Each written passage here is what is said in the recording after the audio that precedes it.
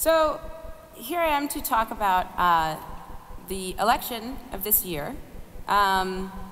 These pictures, just so that you know, the elephant is the representation, the symbol of the Republican Party, and the donkey is the symbol of the Democratic Party. I cannot tell you why that is. It has been like that for a long time. But this photo is really, or picture is really meant to show you that the Democratic Party and the Republican Party over the last few decades of American politics have become very antagonistic toward each other. And what we're really seeing here is a fight that has become about more than what we want our country to be and what policies we want to see enacted, but instead really a fight just for victory. And I'll explain today how that arose and why we are fighting over victory more than the greater good. So this is what we're dealing with. I'm not putting Bernie Sanders up there because mathematically he is no longer in the election. We have two very unique candidates, historical candidates even, Hillary Clinton, who is the first woman to run on a major party ticket, also one of the most experienced candidates we've seen. She is the first Secretary of State to run on a major party ticket since the 1800s. Thomas Jefferson and John Adams were two that came before her. Donald Trump is also a very unique candidate in American politics. He is the least experienced candidate that we have seen running on a major party ticket, and also one who uses some of the most inflammatory language that we've ever seen in major party, Republican and Democratic Party politics. So we have these two candidates. The problem, or maybe not a problem, but the system that we have in American politics is a two-party system. And it will not ever not be a two-party system. It has always been a two-party system. There are certain institutions that make it so. I'm not going to get into that. If you want to talk about it in the Q&A, we can. But what the two-party system does is it sets up essentially a zero-sum game. And every election, one party wins and one party loses, which means there is always a winner and there is always a loser, right? So from social identity literature, people who social psychologists who talk about social identities, what they essentially say is that when an intergroup conflict, so when two groups have a conflict, is very intense, the individuals in those two groups treat each other like group members rather than like individuals, right? Democrats and Republicans will think of each other as Democrats and Republicans rather than as individual human beings, the more intense the conflict gets. So as conflict increases, the divide between the groups becomes more important and more salient for everyone. Identity politics is something that we often think about in terms of something that drives American politics, but usually we think of it in a certain way. We think of it in terms of very, very isolated identities. So we think about race, right? We think about people's race driving them to become involved in politics. We think about race informing the policies that we want to see enacted in politics. Religion, we think about religious groups and how they affect our politics and what sort of partisan policies are related or not related to religion. We think about gender. Gender is a famous source of identity politics. But also, one thing that we don't tend to talk about when we talk about identity politics is party. Party is an identity. You are a Democrat or you are a Republican, and when you talk about Democrats, if you're a Democrat, often you say we instead of they, right? You identify personally with this group of people called Democrats or called Republicans. Similarly, and not exactly the same thing, ideology can be a social identity. You can feel like a liberal and you can feel like a conservative. And that's different than necessarily holding issue positions that are technically liberal or conservative. And in America, a lot of people are confused about that difference. There are people who hold very liberal issue positions, but actually feel like conservatives themselves.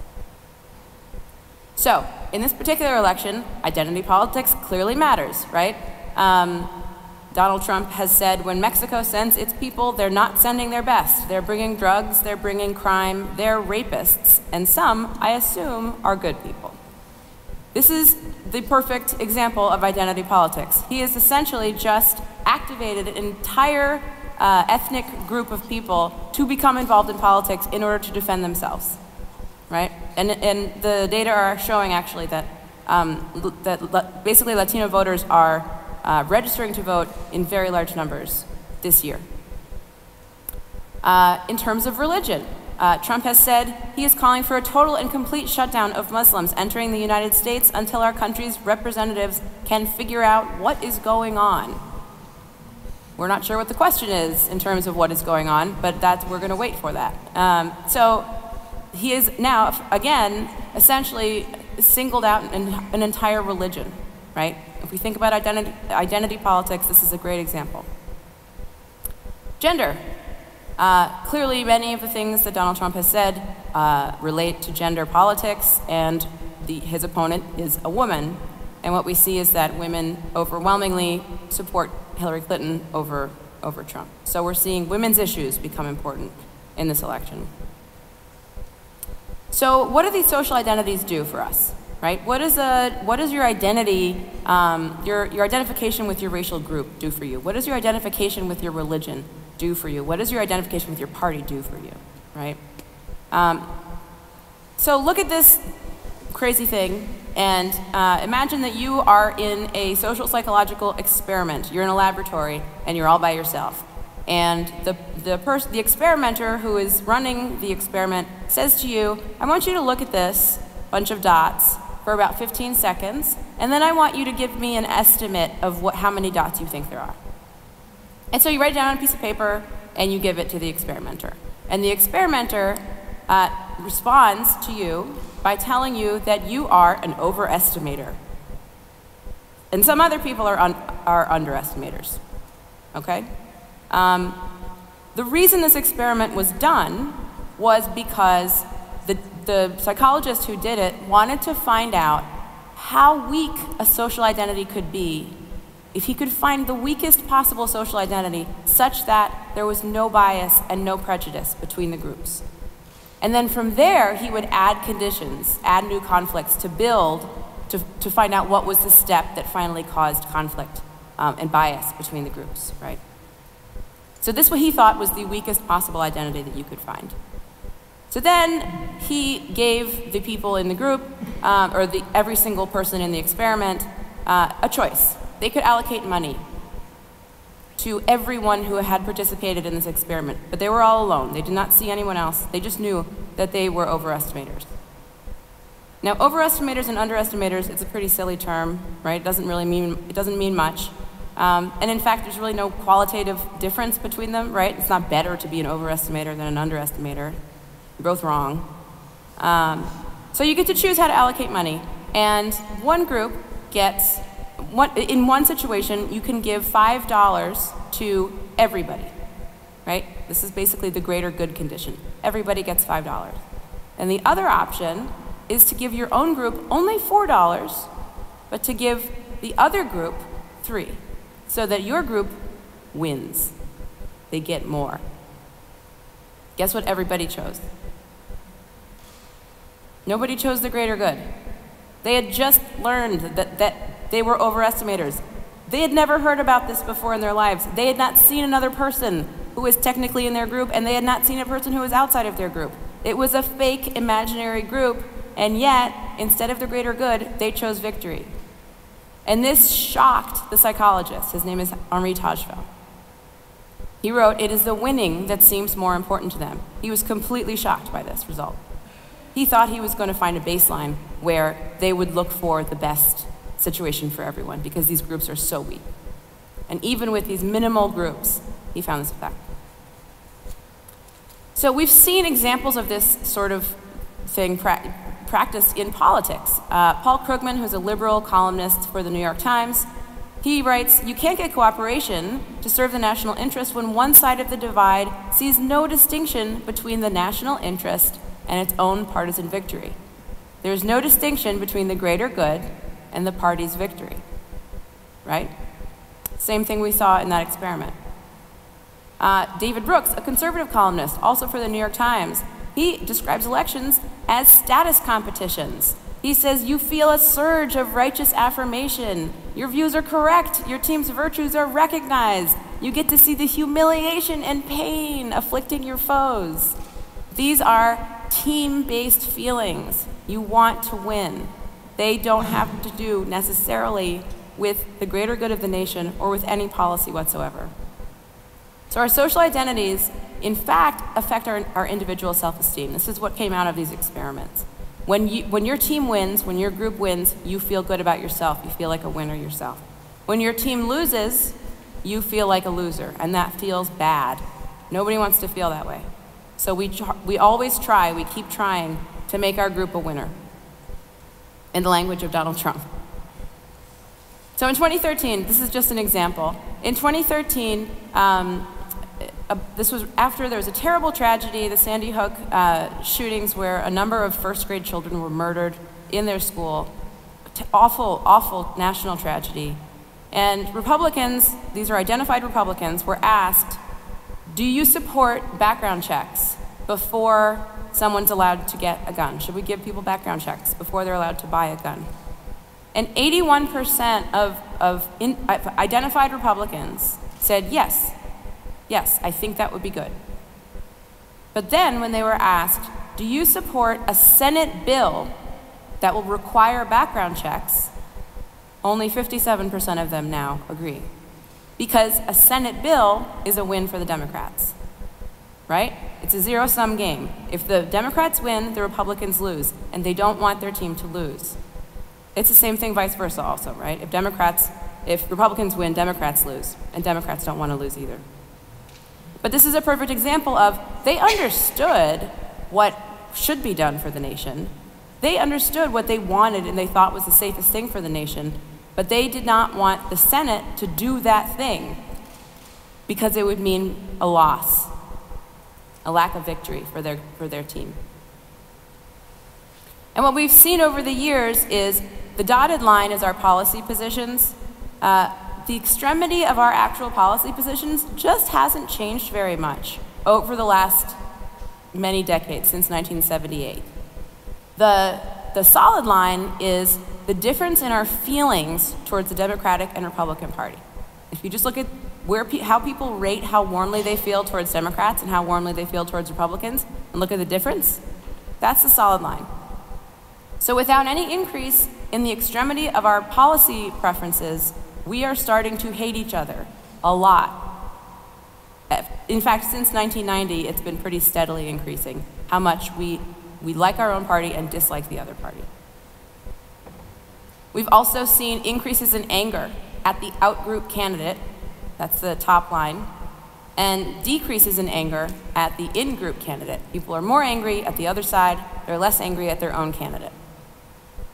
Importantly, we're also seeing people feeling more proud of their own party. So this is not just negative partisanship where you just don't like the other side so much that you vote for your team. People are proud. They're proud of their own side.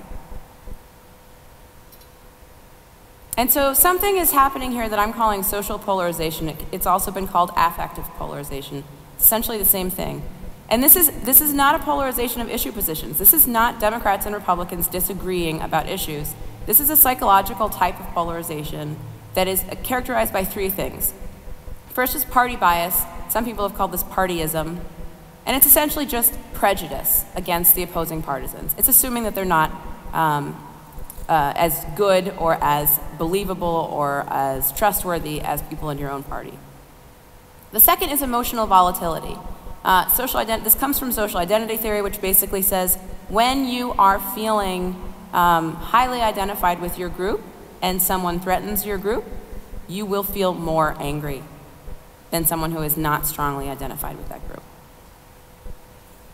You will also feel more enthusiastic when your group wins. So people's emotions go up and down, much to a greater degree. And third, people become more politically active, because if it feels bad to lose, you're going to try really hard not to lose. You're going to do whatever it takes. You're going to become politically active. And again, these can be separated from our actual issue positions. Okay, this doesn't mean we disagree, but it does mean we really don't like each other as Democrats and Republicans. So another example of this sort of gridlock, 71% of Americans said that if the two parties, they believe that if the two parties don't work together, it would harm the nation a lot. 71% of people said that. But everyone defined the best political outcome as one in which their side gets more of what it wants. So most of us agree parties should work together, and also we should get whatever we want. There's a very big divide between those two things. We cannot compromise if we want to get whatever we want. So another outcome of social identities is that they change the way that we see reality. They change the way that we see what is actually happening in the world. And one of the best indicators of reality is economic evaluations, right? We know how to measure the well-being of the economy. There are numbers that we use and we look at, and we can compare the numbers from last year to this year. It's a relatively objective sense of what's happening now. But if you look at this, this is over time. The dotted line is Republicans, the solid line is Democrats, the gray area is Democratic presidencies, and the white area is Republican presidencies. So during Republican presidencies, Republicans think the economy's doing better than Democrats do. And during Democratic presidencies, it switches, and Democrats think the economy's doing better. We are watching people evaluate an objective reality in different ways, based on which party they're in. This is what their party identity does to their understanding of the world. Similarly, and this is a little hard to see, but I'll just very briefly explain, the black lines are reality, okay? The black lines are where people actually exist on the spectrum of these issue positions. It doesn't really matter what the issue positions are. But the blue D and R are where Democrats think that Democrats and Republicans are in their issue positions. The red D and R are where Republicans think Democrats and Republicans are in their issue positions. And the one thing that I want you to notice here is that if you look at all the blue R's, that's what Democrats think of Republicans' issue positions, they are all to the right, except for this one, which is public election financing. They're all to the right of the most extreme Republican. They asked Democrats, what's the average position of Republicans on each of these issues? And Democrats place Republicans to the right of the most extreme person. Similarly, Republicans place Democrats far to the left of the most extreme person. They expected that the average position of Democrats would be somewhere that is actually far left of where the most extreme person actually is. So again, we're not seeing the world as it is. We're not seeing each other for who we are. We're seeing each other in these very biased ways. So this is what has been happening over time. I talked about individual identity politics, right?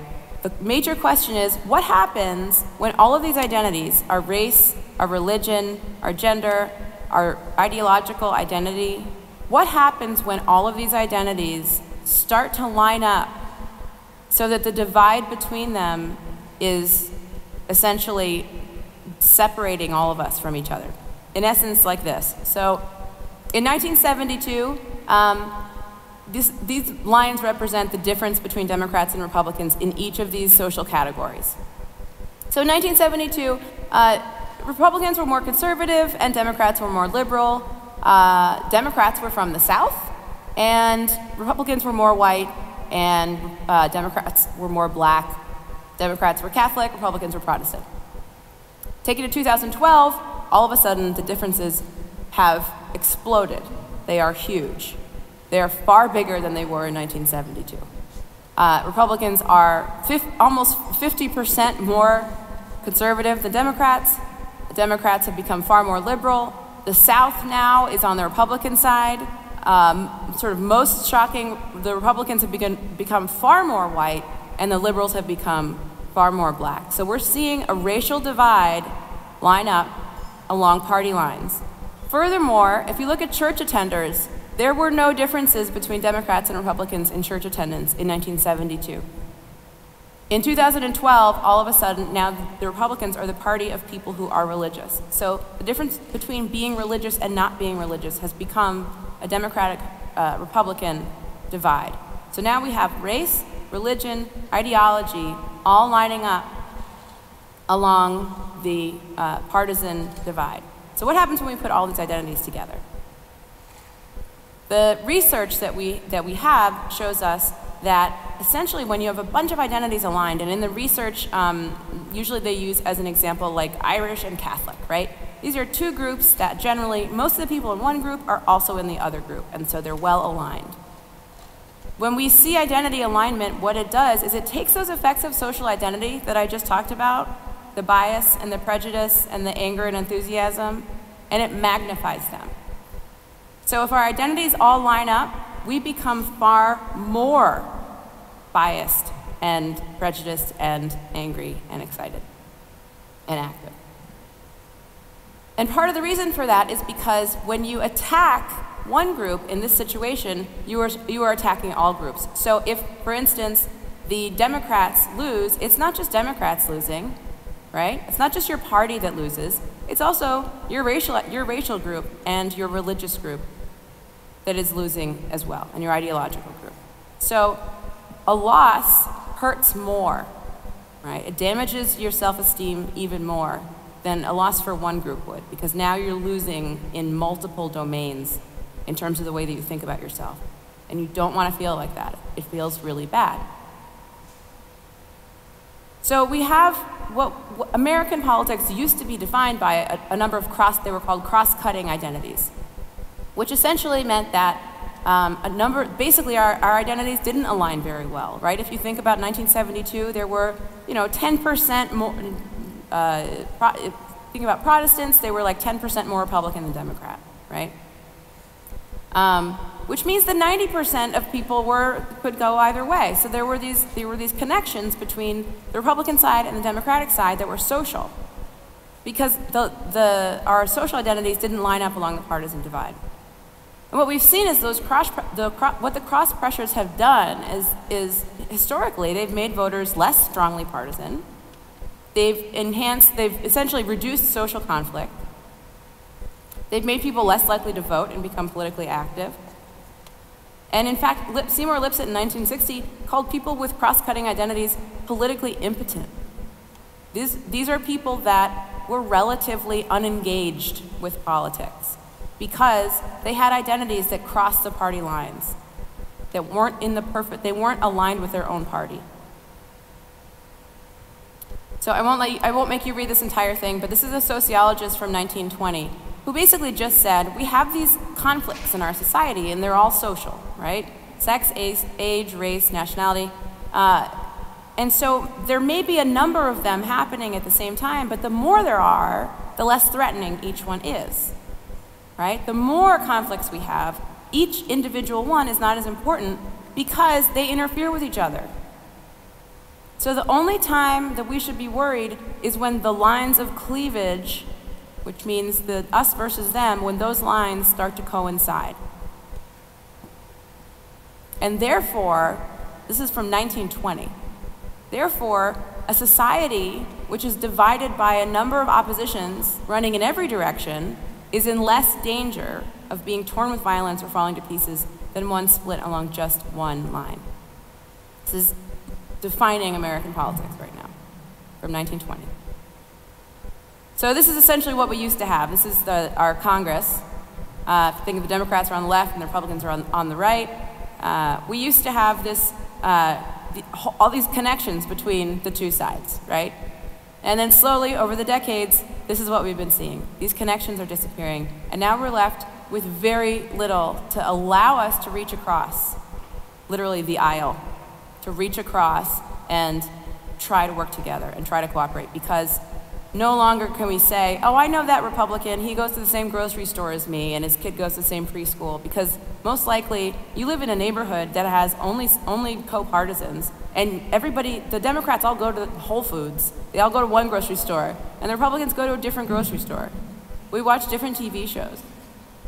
There's less for us to talk about, and we're starting to feel culturally distant from each other. So this is the most complicated figure I'm going to show you, but this is from research that I did recently where I did an experiment and I basically threatened people, and I told them either that their favorite issue positions were going to fail or that their party was going to lose. And I looked at the level of alignment between people's partisan, ideological, religious, and racial identities. And what I found was that no matter what kind of threat I gave people, the people who had the highest alignment between their identities, it's not that they were more angry than anybody else. Right here, they're just as angry as the people who have the most polarized, the most extreme issue positions. And here, they're statistically indistinguishable from people who have the strongest partisan identity and the most extreme issue positions. Where the difference is at this end, where people have cross-cutting identities. And there, when they're given a threat, those people with cross-cutting identities, instead of reacting with a lot of anger to those threats, they react with nothing. They're essentially calm, right? They read a threat to their policies or they read a threat to their party and they just don't respond. So essentially what's happening in American politics is not that we're all becoming angrier. What's happening is that we're losing the people who used to not get angry, right? There used to be a large collection of Americans who didn't get angry when they read political messages.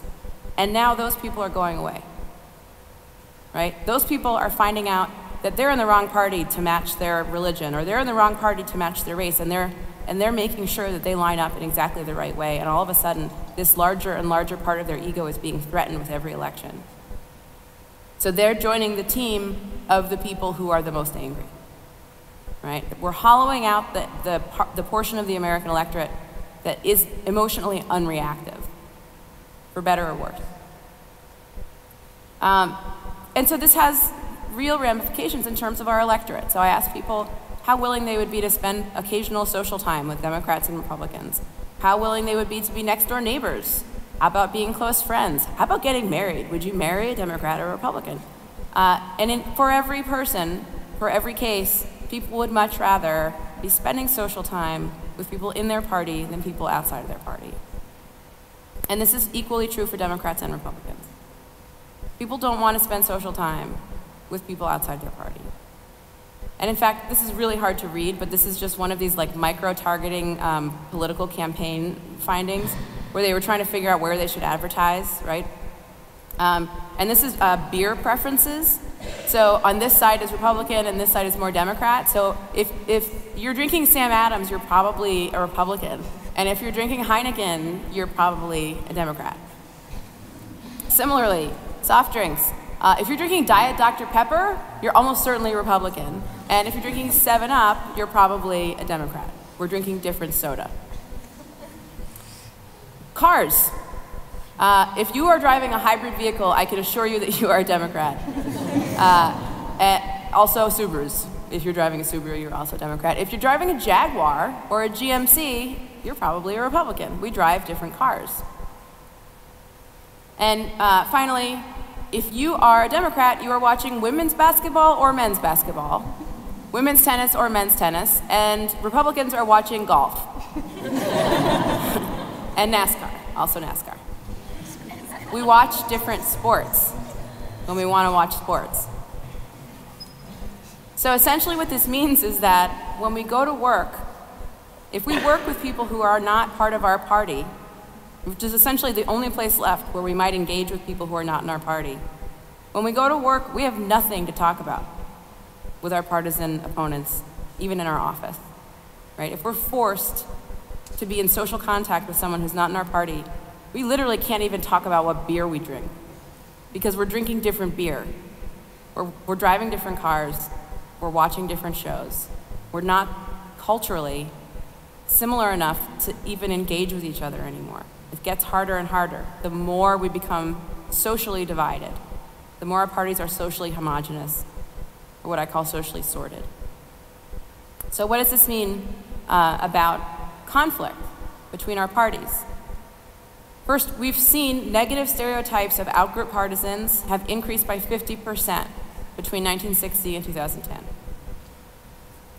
People tend to view, as you saw in the previous slide, people tend to view the outgroup partisans as more extreme than the people in their own party, while they view their own party as not at all extreme, right? People think their own party is perfectly fine, and outsiders are extreme, and they're the problem with American politics. People, if you ask them, they prefer to live in neighborhoods, as I showed you on the previous slide, with less members of their own party, even if, as someone did in an experiment, if you just tell them, if you go to their neighborhood where they currently live and you tell them that there are more outgroup partisans living there than there actually are, they will be less satisfied with their own neighborhood. You can make people dislike their own neighborhood just by telling them that 20% of the neighborhood is outgroup partisans, even if it's not true. And also, increasing numbers of partisans don't want their leaders to compromise. They blame the other party for incivility. They don't believe their own party is being uncivil, and no one wants to compromise. They're telling their leaders, they're telling their elected officials, please do not compromise. And the elected officials are listening, right? So this is not just an elite problem. Our citizens are polarized. Our citizens are different from each other. They don't like each other, and they don't want to work together. So I'm going to talk about Trump, just to finish off, because I know that you want to hear about Trump. So this is from January, so this is a little while ago, but it was during the Republican primary, so we can do some comparing between Trump and the other Republican candidates. And what I find is this is the probability of voting for each candidate. The red line is Trump, the yellow line is Cruz, and the gray line is Rubio. And as you move from the left to the right of the figure, what you're doing is we're looking at people who are increasingly going from cross-cutting religious, racial, and partisan identities to very well-aligned religious, racial, and partisan identities. This is among Republicans. And the people who have all three very strong Republican identities, they have strong white identities, they have strong Christian identities, and they have strong Republican identities. Those people are highly likely to vote for Trump, which is interesting because as people talk about this election, often they say, well, Trump is pulling the Republican Party apart. In fact, what we see here is that the people who are the core of the Republican Party, they're the most likely to vote for Trump. They want him. They don't want Cruz or Rubio. Also, if you start looking at class, and this might not be a class identity, this might just be a self-esteem situation. This is where some of my future research is going. If you look at people who are, I took out sort of the bottom fifth of the income distribution to separate poor from non-poor. And if you look at the people who are not poor, the effect of these sorted social identities, it works, right? It still makes them like Trump more, and they still have a 50% probability of voting for Trump. But if you look at people who are actually the poorest people in the country, once those identities become aligned, they now have an 80%, almost 80% probability of voting for Trump. And part of this is simply because when you are poor, you don't feel good about yourself, right? The poor white, because these people have white identities and Christian identities, if they're highly sorted, as well as Republican identities. If you're poor and white in the US, most likely something has happened to change your outlook on your economic future, your ability to support your family, your perceived fairness of the way that the economy works. You don't feel like a good person. And also our culture is probably, if you're identifying as very white, most likely that means that your outgroup, which is anybody who's not white, is someone you don't like. And so our culture is telling you that you're bad. Our culture is telling these people that they're essentially morally bad. They have, no money, they can't support their families. And Donald Trump comes along and says, I'm gonna make you a winner. This country's full of losers, and I'm gonna make you a winner. And that sort of speaks to that deep part of them that feels like a loser. He uses the right words, right? He says the right things. He tells them, if you just grab onto this, if you grab onto this identity, if you grab onto this group, I will pull you out of that feeling, that terrible feeling of feeling bad about yourself. I can make you feel better about yourself. And they believe him, because he sounds really convincing when he says that. So that's part of the reason that Trump is popular right now. Some of the other outcomes of this social polarization, again, we are more angry, we're more activist, we're more partyist, if you think about partisan prejudice, than our policy attitudes can explain. We can't explain this with disagreement alone. Something else is going on, and it has to do with the way we think about each other and the way we feel about each other. Social polarization is responsible, at least partially, for our lack of compromise. We don't want to compromise with people who feel like they're not us. And so this identity-based government, which is what I think of it as now, it's really our government is focused now on our social identities, and therefore it's mostly concerned with which team wins, rather than on creating real solutions to the real problems that are facing the nation as a whole. We are not choosing the greater good option. We are choosing the I'll lose, but I'll lose less than the other guys who are going to lose the worst. That's what we're choosing. So, possible silver lining out of all of this. If Trump's candidacy does in fact break the Republican Party, as people have said it is, and the place that it would break it, by the way, would be among the people who are not strongly identified with all three of those groups, right? Maybe they're not very strongly identified as being white, even if they are white. Maybe they're not strongly identified as Christian. They want Rubio, or they wanted Rubio or Cruz to be president. So the people who are, who don't really feel as connected to all three of these identities, they're the ones who are pulling back. And it's possible, if they continue to pull back, that we may see a new partisan realignment. Because remember, in American politics, we will not have more than two parties. It's unrealistic to expect that. So what we would see instead is a realignment of the voters into now what is new cross-cutting cleavages, new alignments of identities that could allow us to look across the aisle and see somebody that we might want to say, I can work with you. I know what you're about, I know what you want, I know what you're going for. Let's try to work together and work out a compromise, right? That's the way that this changes, is if there is some sort of partisan realignment. So maybe someday there could be less polarization if we see another type of partisan realignment that creates these new cross-cutting identities. So that is the end of this talk. I'm very, very happy to answer any questions about any of this or anything else about the election.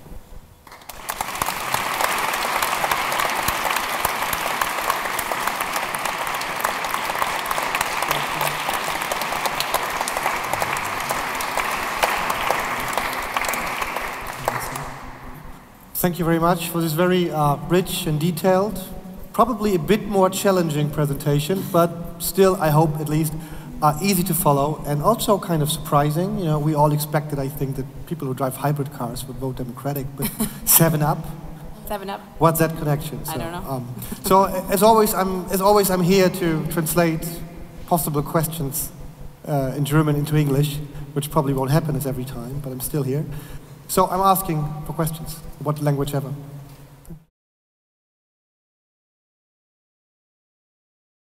Yeah, that's a great question. There are still citizens that have these cross-cutting identities, and they're still there. They're shrinking as a group, but they're still there. Some of them are disenchanted with the entire process. They're watching all these things go on in Congress and in the election as a whole. They're getting, they're frankly frustrated with how unreasonable people seem to be. But in fact, when we look at people who, you can say you're an independent, you could say in American politics that you're an independent, but in fact, if you look at the people who are independents, it turns out that most of them are just embarrassed partisans. They really are they vote the same way every single time, they just don't want to admit that they're partisans. So this group of people who is truly not partisan is shrinking.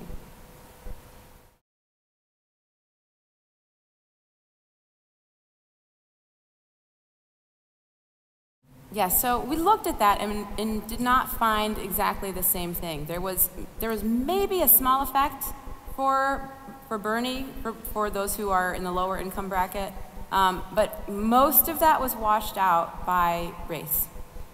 So the confounding thing in the Democratic Party is that most of the people who are truly in the bottom, fifth of the income distribution are not white, and therefore they're not generally Bernie fans. We tend to see, what we're seeing in the Democratic Party is that non-white voters are much more for Hillary Clinton than they are for Bernie. So the income effect doesn't really work in the Democratic Party as well.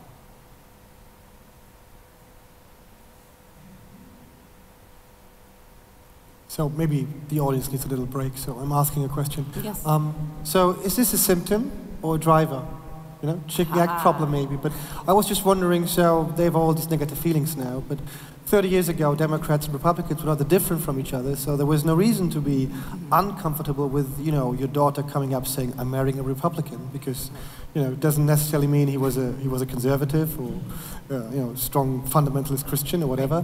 So is this not just merely a symptom of polarization and, not really driving the process? Well, so there are two things that contributed to this, and those things were issue-based, right, to begin with. Mm-hmm. Civil Rights Act, obviously, that moved the conservative whites out of the Democratic Party, and then the Christian Coalition joining the Republican Party.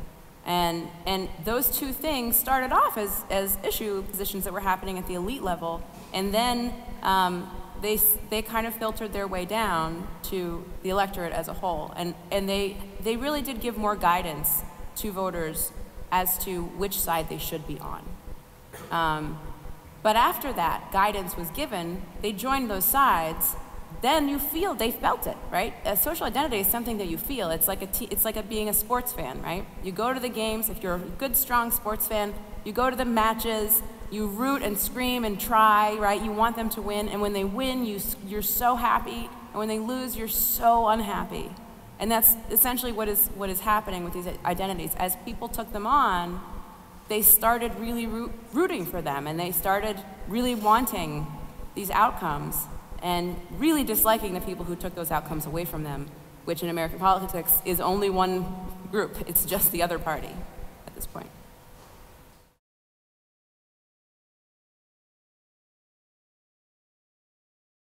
That's a good question. So what's happening is,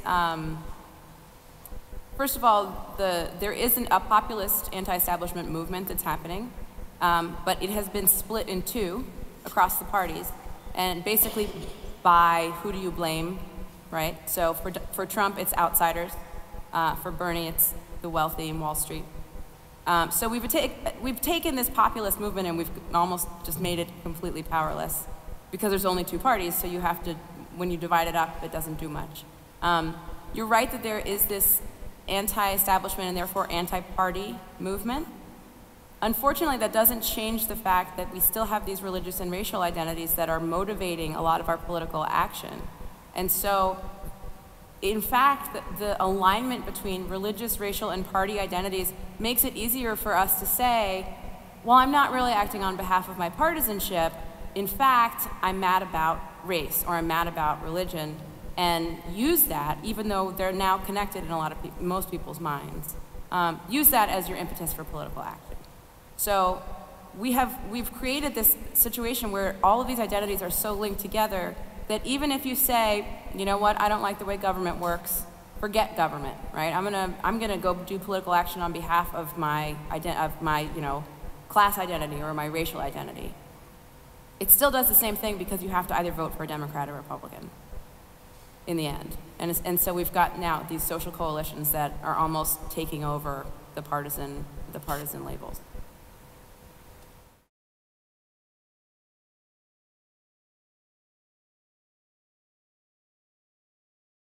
Yeah, so unfortunately, they tend to be the least educated, or they are people who are intentionally trying to buck the system, right? So there's this very, very strange mix of people that includes both people who know nothing about politics and people who know a lot about politics and are intentionally choosing not to conform. And that would actually include like libertarians, right? People who are conservative on social issues, but not on conservative on economic issues, but liberal on social issues. So there are certain groups that are trying not to be part of this. They're relatively small, and they tend, you're correct, they tend not to participate. When they do participate, it's very unpredictable who they're going to vote for. And these are generally what turns into, at the very last minute, if you'll notice, the American media will say the swing voters, right? They turn into those people. So the swing voters are this very strange mix of completely uninformed and completely informed but rebellious people. And it's very hard to predict what they'll do. However, their presence is actually good because it makes the government responsive, right? If you don't always know which way people are going to vote, you'll try to get their vote. If you already know how everyone's going to vote, you don't even have to try anymore, right? So the only thing that keeps the government responsive is people who haven't made up their mind yet. A very specific question, not entirely your field of research, I think, but the question is, so Donald Trump has recently spoken about foreign policy, if we want to call this proposals or whatever it is. And so what do you think, what will be the impact of foreign policy on these elections, especially with regard to the Republic of Iran? Wow. I don't think I can speak directly to Iran, but foreign policy in general, the problem is that Donald Trump has no policies, right? At this point, he has a couple, but he recently said we should have guns in all of the classrooms except when we shouldn't have guns in all of the classrooms. So he says these things that have no content in them, and he's competing against a woman who is literally the Secretary of State. Right? If you want to talk about foreign policy, she is the leading expert right now, short of John Kerry, in terms of foreign policy. So in a debate between them, if they are asked about foreign policy, she will most likely give a very substantive answer, and he will most likely, I don't know. Actually, I have no idea what he's going to say. He probably will make fun of her. I think that's probably what's going to happen. That seems to be the MO. Become personal as always, probably. Yeah, he'll talk about her husband or something. I don't know, I'm not sure.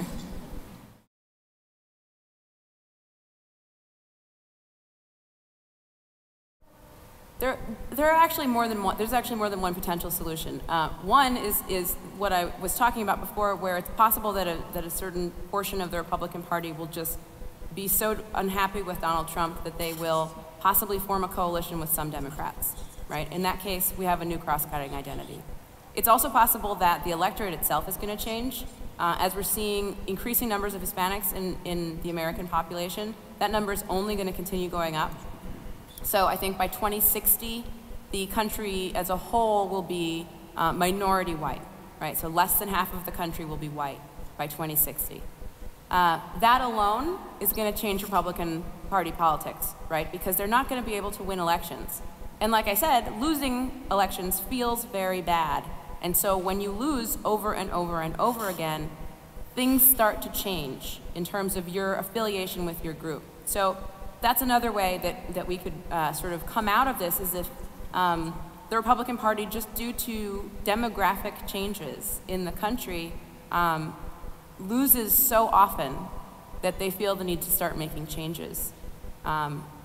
So that's another way that there could be new cross-cutting identities in the electorate, is a demographic change altogether. But either way, something is going to have to change really in the Republican Party in order for new alignments to be seen.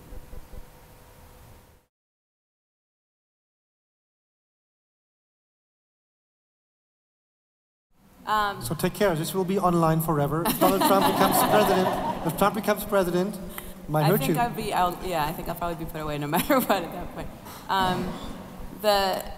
They say that you study what is most interesting to you, right, in your life. You study yourself, right? So I certainly am partisan. I come from a very partisan family. My father is reading liberal blogs every single day. I have tried to tell him that he actually doesn't, it's not all about issues, even for him, and he doesn't believe me. So I try my best to be as objective as I can when I think about myself, but even if I'm honest with myself, right, I understand that I'll judge Barack Obama differently in terms of drone strikes or wiretap spying on Americans. I judge him differently than I would have judged George W. Bush, right? I know that about myself. I can see that. And so even for me, I certainly, part of the reason that I love studying this is that I'm a victim of it too. I don't think that there is anybody who's not. If you are a strong partisan, I don't think that there is any way that you can say that you are purely a rational person and you've chosen your party because they perfectly fit your personal values and your personal issue positions, right? No one likes this idea, by the way. Everyone hates it. All partisans hate this idea. No one wants to be told that their beliefs are not real. So I'm trying very hard to make this point, and it's possible that no one will ever believe me. But the research backs it up, and every experiment that I've ever done and every survey that I've ever done, I can't make this effect go away, no matter how hard I try. So maybe someday I'll find a way to make it go away, but I haven't found any way yet.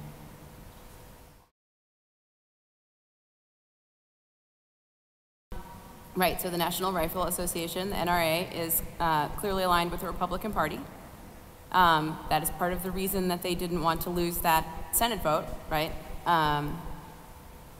Because if the NRA is disappointed, then the Republican Party essentially loses status, right? They lost because the NRA is part of them.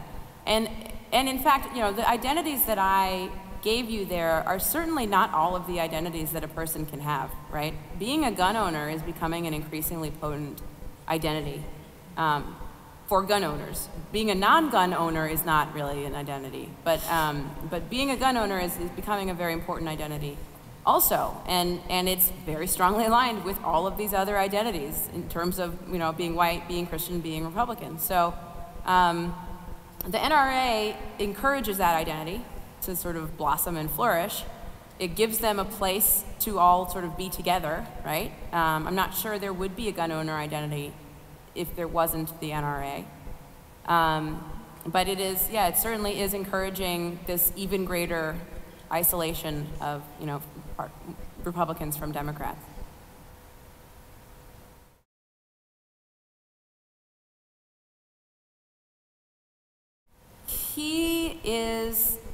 I think he's the result of the development of something that started in the 70s, but that wasn't radicalization. What it was racism.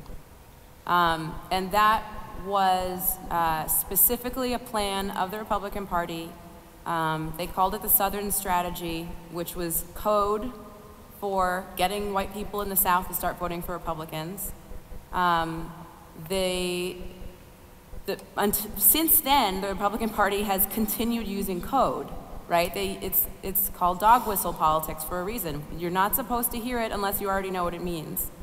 So what Trump is doing is just whistling instead of dog whistling, right? He's not saying anything that has not been whispered before. And in essence, he's just taking, the message of the Republican Party that they were kind of using to recruit, essentially poor white people, but also just racially conservative white people, and saying it out loud. And saying things like, we don't need to be PC anymore, right? And you hear, this is something that I noticed in the Republican Party, you see a lot of talk of authenticity. And essentially that's a response to the culture at large saying, you have to be tolerant. You have to be tolerant of other racial groups. You have to be tolerant of gays, lesbians, and transsexuals. You have to be tolerant of women, being a productive part of the workforce. You have to be tolerant of these changes that you may not like. And if you're not tolerant of them, you're bad. You're a bad person. This is what we're learning in schools. This is what we're seeing on TV. And a lot of the response to that among conservatives and in the Republican Party has been, well, at least I'm real, right? At least I say what I mean. At least I'm a real American. And Donald Trump is essentially just saying that out loud, which which essentially says to them, you're good. You can be a good person. You can be a good person and still say those things. And that, like I said, it goes down really deep, right? It scratches this itch that they have been feeling for a long time, the sense of inadequacy and sense of inferiority that they don't think is fair, and that they feel it needs to be fixed by someone. And he's the first one to say he will do that.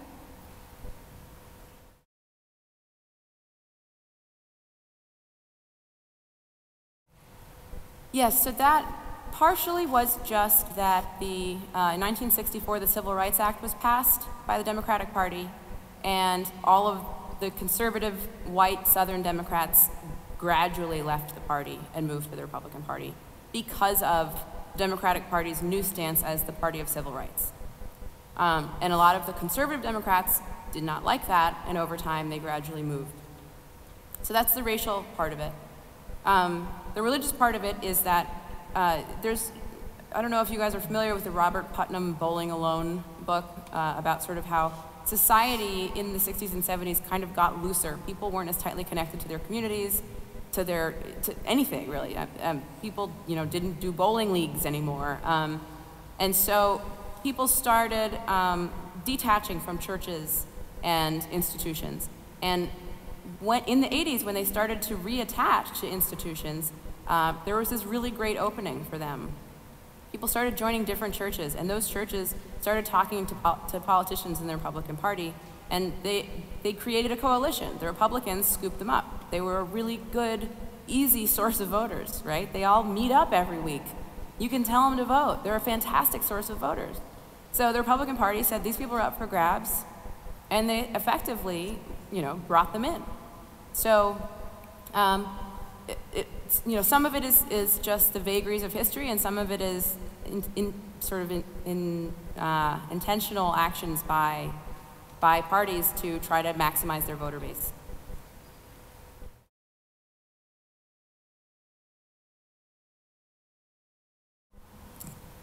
Before Barack Obama, Bill Clinton was called our first black president. I don't know if you remember this. He was considered by the black community to be the most loyal president, or actually the first president to really, pay attention to them on sort of a daily, life basis, right? Lyndon Johnson passed the Civil Rights Act, but then we saw this backlash, and Bill Clinton came back in, and he did enact policies that tried to help, and Hillary was part of that, and the sort of Republicans and the Bernie fans have sort of pulled out these, super predator quotes that she has apparently said that were these very racist things. No one remembered that before they brought those out, and it wasn't a major moment even at the time when she said it. They were generally considered to be, a presidential couple that was working for the people who struggled at the time. And so I think it goes back to this sense of trust, right? It's they feel that, I think, a lot of these voters, and some of them don't, aren't for Hillary, but the majority are, feel like she's someone that they know, they can predict, they can trust what she's gonna do. They don't know Bernie Sanders, right? Who is this guy? And he doesn't seem really to be talking about them all that much, or he didn't seem to be talking about them until they pointed it out. So I think for them, communities of color have been betrayed countless times by their politicians, and so it's very, very important to them, I think, to have a sense that someone is at least predictable, right, and probably on your side, rather than possibly just pandering to you.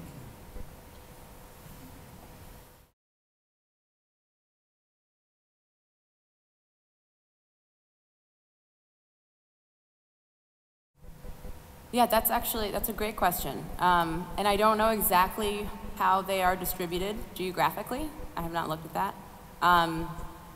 But I can tell you that one of the downstream effects of Trump being on the ticket for the Republican Party that they're concerned about is essentially Republicans not going to vote, right? Because it's difficult to vote.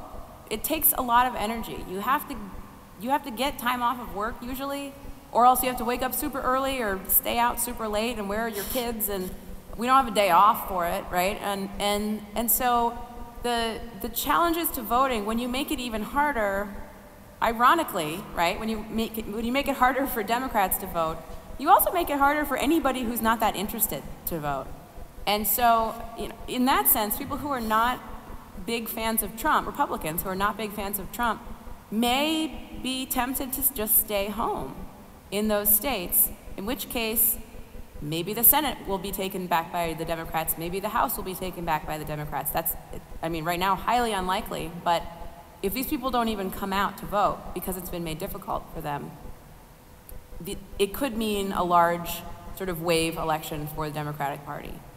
On the other hand, you know, Republicans tend to be, the Republican Party in general tends to have higher turnout than the Democratic Party. So it's possible that they will just go and vote for, you know, the Libertarian candidate and then Republicans all the way down the ticket. I'm not sure which one of those is going to happen because I don't know where they live, but that's a really interesting question.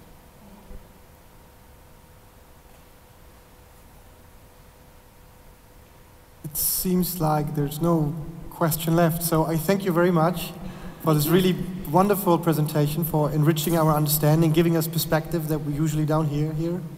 And it was great to have you here, and thank you. Thank you so much.